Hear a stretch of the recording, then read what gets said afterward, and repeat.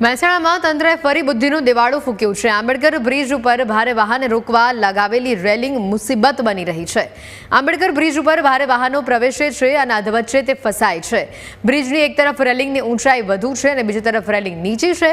બ્રિજની એક તરફ રેલિંગની ઊંચાઈ હોવાથી વાહનો બ્રિજ ઉપર આવે છે, બ્રિજની બીજી બાજુ રેલિંગ નીચી હોવાથી વાહન ચાલકો રસ્તા વચ્ચે ફસાઈ જાય છે અને 1.5 કિલોમીટરથી તેઓને યુટર્ન લેવા મજબૂર થવું પડે છે। વાહનો ફસાય ત્યારે અહીંયા ભારે ટ્રાફિક જામની સ્થિતિ પણ ઊભી થાય છે।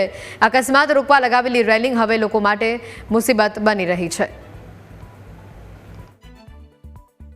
આંબેડકર બ્રિજ ઉપર ભારે વાહનોના પ્રવેશને રોકવા માટે આરએનબી દ્વારા બંને તરફ રેલિંગ લગાવાઈ છે, પરંતુ આ રેલિંગ લગાવવામાં પણ આરએનબીએ બુદ્ધિનું પ્રદર્શન કર્યું છે। હું આપને જે દ્રશ્યો બતાવી રહ્યો છું ત્યાં એક તરફ જે રેલિંગ લગાવાઈ છે તેની હાઇટ ઊંચી રાખવામાં આવી છે, જેને કારણે એક તરફથી જે ઊંચા વાહનો આ બ્રિજ ઉપર પ્રવેશ કરી જાય છે અને જ્યારે બીજા છેડે નીકળવા જાય ત્યારે તે વાહન બહાર પસાર થઈ શકતું નથી। આ કારણે આ વાહનોને પરત 1.5 કિલોમીટર પરત જવું પડે છે। હું આપને જે ટ્રેક્ટર બતાવી રહ્યો છું, આ ટ્રેક્ટર પણ આ જ રીતે ઊંચી રેલિંગ હોવાને કારણે આ બ્રિજ ઉપર પ્રવેશી ચૂક્યું હતું, પરંતુ બીજા છેડેથી તે બહાર નહીં નીકળી શકતા આ ટ્રેક્ટરને પરત રિવર્સમાં હવે 1.5 કિલોમીટર પરત લઈ જવું પડી રહ્યું છે। આ કારણે ટ્રાફિક જામની સ્થિતિ થઈ છે। તો બીજી તરફ અકસ્માત રોકવા માટે જે જાહેરનામું પ્રસિદ્ધ કરવામાં આવ્યું હતું કે આંબેડકર બ્રિજ ઉપર ભારે વાહનોનો પ્રવેશ બંધ કરવો, અધિક કલેક્ટર દ્વારા જાહેરનામું પ્રસિદ્ધ કરવામાં આવેલું છે અને આ જાહેરનામાના આધારે બંને તરફ રેલિંગ લગાવાઈ છે, પણ રેલિંગ લગાવવામાં આરએનબીએ બુદ્ધિનું પ્રદર્શન કર્યું છે।